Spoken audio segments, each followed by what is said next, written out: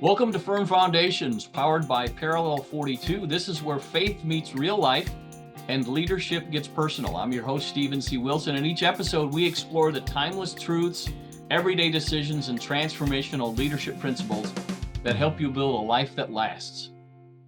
Hey, welcome back to Firm Foundations. My name's Steve Wilson, and I'd like to welcome into the studio, or Brian's in his studio. I'm in mine. But Brian Remsburg, and Brian is with us here. And again, Firm Foundations is all about faith, life, and leadership. So those are the things that we talk about on Firm Foundation. And first question is, well, first of all, Brian, welcome to the program. Thanks for having me. Yeah, looking forward to the chat. So take a few moments, couple of moments, share a little bit about your company and what you do. What is it? So let us know who Brian Remsburg is. Yeah, yeah. The company I've had for the last few years, it's called Beyond Borders, Fences and Decks. And I think it's pretty clear what we do as far as building fences and decks. Um, Yeah, yeah. Sometimes Uh, people ask us if we do, other things, and we'll step outside those bounds a little bit, but for the most part, we pretty much stay in the niche of any kind of fence, vinyl, wood, pretty much anything you've seen, and decks. So Now, again, so how long have you had the business? just over about 3.5 years. About 3.5 years. But now I'll let folks in on a little secret. I know a little bit more about Brian. So Brian, I think it'd be fantastic if you shared that. Some of the things that you and your wife, what brought you up to this point in life? Your somewhat of your journey. Well, yeah, I went to college to get an education degree and became a teacher was in education for about 20 years. Taught and also was a principal.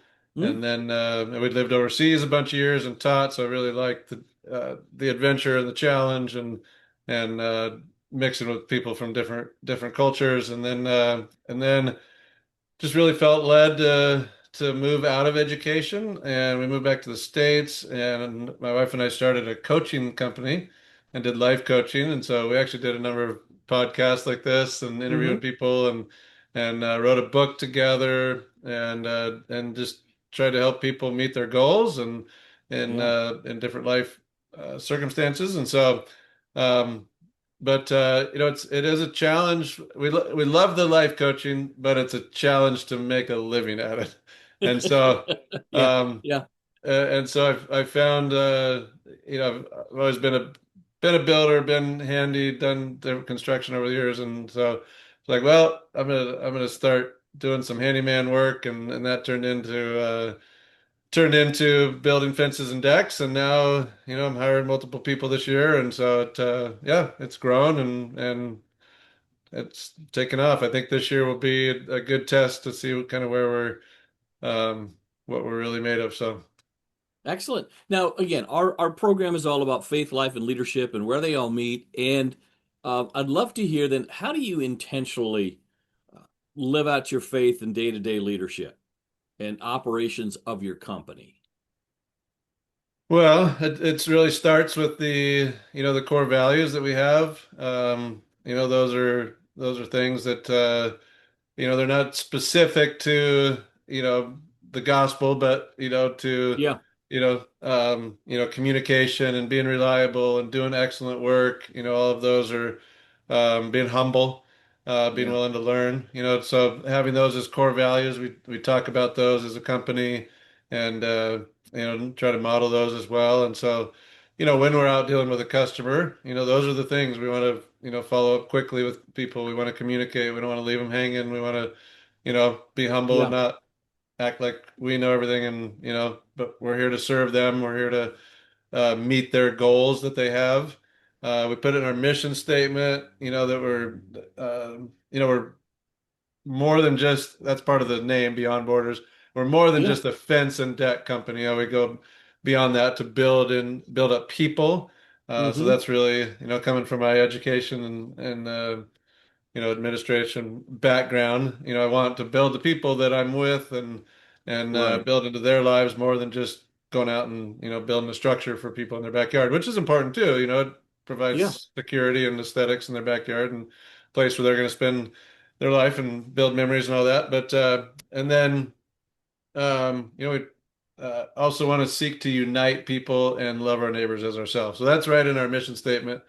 Where there's times where I go and neighbors don't get along, they don't talk to each other, and there's been times Hmm. where I meet with both of them, and I try to bring them together instead of kind of pin them against each other, and so um, and then just even as my guys are working, I try to, not everybody that I hire is a believer, but they know like up front when I Yeah. hire them right from the beginning, I say, hey, I'm my faith is important to me. I follow Jesus and I talk about it, and I'm going to talk about it. I'm not going to preach at you, but I'm going to talk about it. And that's really what Right. our company values and things are built upon. And that's how we run our business. So, um, I try to openly share my life with my team, not just tell them all the, good things I've done, but really like, here's my struggles. Here's what I'm learning. Yeah. Um, I try to make our yes be yeses, and follow through on what we say we're going to do. And so yeah, those are Well, I think it's things that we really imperative, try as to you're do. talking about, is that people are able to really see who you are, Hmm. and the ups, the downs, the ins, the outs, right? The struggles, and you know that from a coaching perspective too. If individuals only hear you talk about all these successes you have and never have any challenges that they might be facing, or Hmm. again, not necessarily the same challenge, but challenges that you're facing, they're like, okay, can this guy really relate, Right. to Yeah. what I'm going through, right? And it sounds like, again, from your experience, that's something that you've gone through, and you see value in sharing that with people. Again, you're not, hey, while you're here, I'd like to talk to you about, right? But I mean, you let people see who you are. Right. Oh yeah. Yeah. Totally try to be transparent and vulnerable to a degree. I'm still their boss, so it's kind of a balance of like Yeah. what I feel comfortable sharing or not. But I try to be real with them, and share the successes, but also the challenges and how I try to get through those. So. Yeah. Has there been any particular area or experience that you had where your faith really played a critical role in the way that you made a decision, or a decision you made? Um, yeah, I mean, I would say. I wish I could say that every job goes perfectly, and most of them do. We don't have any bad reviews yet up to this Yeah, point, thank the right. Lord. Yep. But there are times definitely where we dropped the ball, where we made a mistake. We built something wrong. We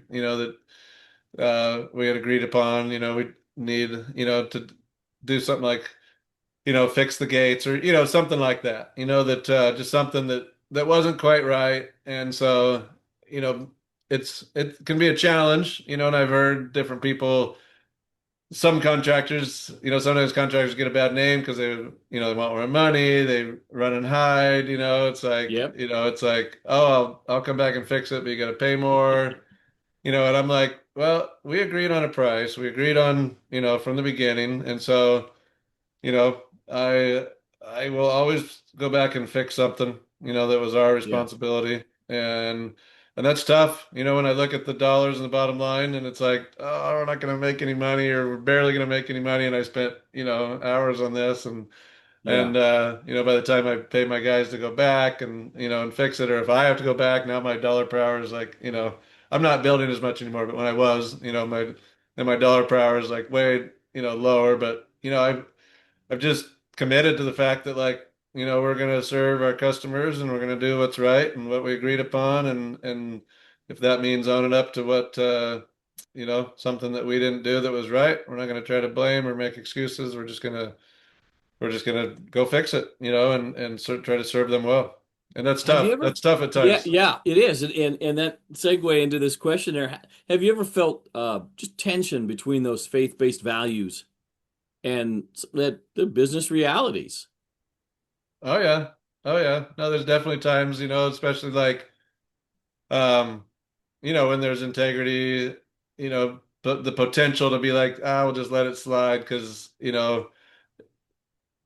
they're not going to see it. They're not going to notice it, right? But it's like, no, we're committed to doing the right thing. We're committed to making sure that even if they don't see it, if they don't notice, they will in 5 years because we know it's not going to last because we didn't do this thing right. So let's fix it. Let's do it right. And so yeah, there's a tension because we're in business to make a living, and I'm a family guy, so I want to be home with my family, and yeah, it's tough when it comes down to the money part versus integrity. Yeah. So, so you've been an entrepreneur, business owner, um, business leader. Can How does your faith influence? Because again, it's not just giving money. We talk about donations and time, treasure, talent, those things there. How does your faith influence where you give your time, where you uh, give your finances? Just what role does that play? How does that influence it? Yeah, my wife and I have decided from early on, even before I was a business owner, that giving is important to us, that tithing is, that we're going to give our first fruits right from the beginning. So we've always really tried to stick to that, even when times have fluctuated of money coming in, Yes. more more fruitfully, than other Yeah. time, or abundantly than other times. Right. But just yeah, we've always really stayed committed to that of being tithers, and really when we talk about tithing, we're talking about like things that are going to uh, move the gospel forward. Yeah. And that's really where we've differentiated. When things are like or people, are committed to being out there presenting the gospel, whether it's our local church or missionaries or different organizations. And then we've always tried to have an amount too to give, when somebody's in need. So when if we have something set aside and somebody has a need, that we can say, hey, we put money aside so we can give to that need. We don't feel like we're giving it out of you know, our new car fund or whatever it is. Right. Yeah. But it's set aside to give just to be committed to that. And then yeah, as far as our time, yeah, we definitely have always tried to use our talents for the Lord, and we like Mhm. to host. And so the last couple of years we've been hosting a young adults life group at our church, and Excellent. in February we're going on a trip with a mission organization to the Middle East, and so yeah, we try to just be open to when there's an opportunity, to be wise when to say yes, because we don't want to get burned out, because we are busy working full time, but to be able to Yeah. give where we have our gifts, because I think if you do the things you feel like, oh, I really should do that because they need somebody, but it's not really in your gifts. You can Yeah. become kind of bitter and burn out and frustrated from spending time doing it, that something you're really not passionate about and see the value and Absolutely. really, Yeah. I think that those times when you're serving and you enjoy doing it, it doesn't always feel like work. It's like, well, of course we would do it. We love to do it, but Yeah. Yeah. you don't always see it as like, because not everybody likes to do it. So, Right. And that's oftentimes where burnout uh, happens. I have learned over the years and in working with pastoral teams and other groups of that as well, that it's not so much, and I know personally, I don't get burnout from doing things that I really love to do. hmm I could do that stuff all day long. I have the energy for it, you know. yeah. I might get tired, but I'm not burnout and geez, I don't want to do this again.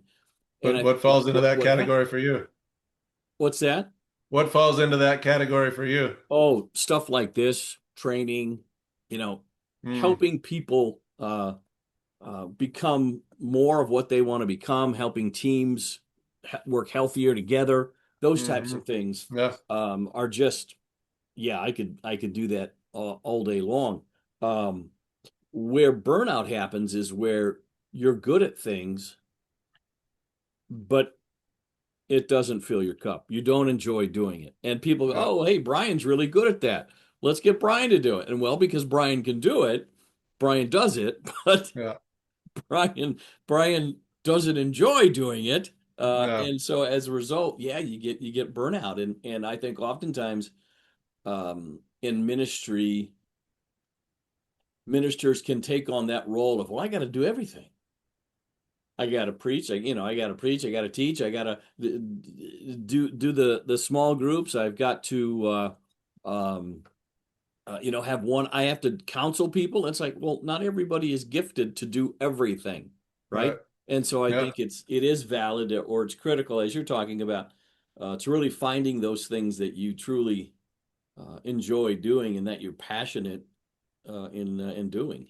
Yeah, I'll give you a quick example. What our church does is they have a refugee ministry. So people that new refugees, they help them settle in and get jobs and learn language, and so they needed drivers for people to when they first arrive, to welcome them, Yeah, and so I actually signed up for that, and right now there's not a lot of refugees coming into the country, but I did that a number of times, and I really enjoyed it. It's that because I lived overseas for a bunch of years, and so like yeah, I you know that experienced that. first chance of meeting somebody and welcoming to the country is really important. I'm like, okay, I want to give back, and Yeah. because that was valuable for me. But then they also asked me to drive, like just drive the bus around, like a minibus or van around, like to take people home after like some of their classes, and like. You're just basically driving, and it's mostly ladies, and they're just sitting back there, and they don't talk to you. There's no interaction, and I hated it. And I was like, I said yes a couple times, and then I was like, I am not doing that anymore. So it's like, it's not that big of it doesn't seem like that big of a difference, like driving to the airport, to pick people up.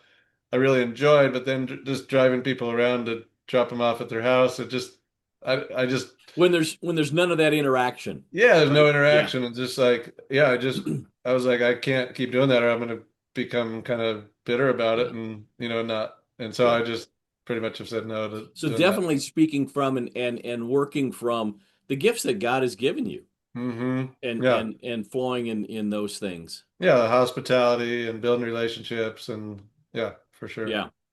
How would you encourage Christian business leaders to live out their faith in and through their business? I know that's large. That we could have a podcast just about that right there. But what's some encouragement that you can give to some leaders? Well, I'd say for sure when somebody's starting out their business, you really set the tone right from the beginning. When you're creating those documents and you're writing your values and you're writing down those things that are going to be your foundation, you don't realize how important those are when you're doing it because you feel like it's just me, I'm just typing out these things. But then once it's in writing and then once you start communicating it with people, you realize like, okay, now this is actually driving our culture. Like this is, and it's hard to go back and change those things. Not saying you can't, but it's hard to. Once you've kind of set a direction, it's possible to change a little bit of an angle, but to change a full, 180 or even 90 degrees, it's a Yeah. big, it's a lot to change. So I think from the very beginning, just having a clear focus, as a Christian and running your business, I think really, I mean, God's called us to be stewards of the earth and to do it well and putting people into our lives that we're going to be influencing. And so, not that it's our responsibility for their faith, but just that we can, you know, I mean, we're image bearers of God. So how can we be better image bearers as we're communicating with them, as we're leading, as we're, you know, um, you know, thinking of how we spend our time, just all of those things. So just starting out is really important. And I think being upfront with people when you meet with them, if, that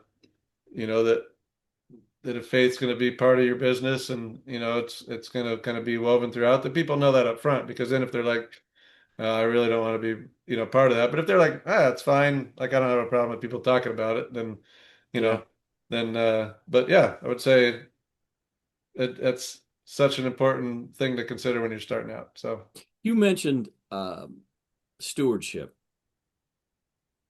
and I love that concept. What does that mean to you as a business owner, that you are stewarding this business?